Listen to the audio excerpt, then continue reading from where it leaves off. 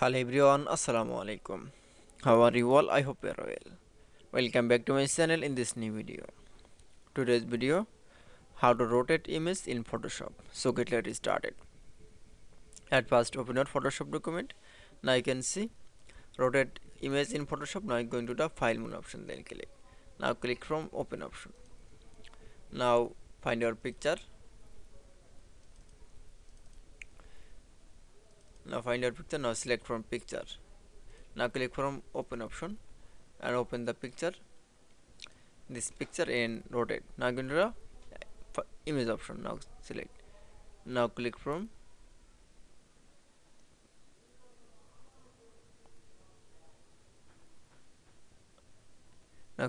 image rotation option.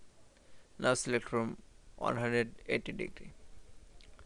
Then again image and select from image rotation. Now select from 90 degree CW.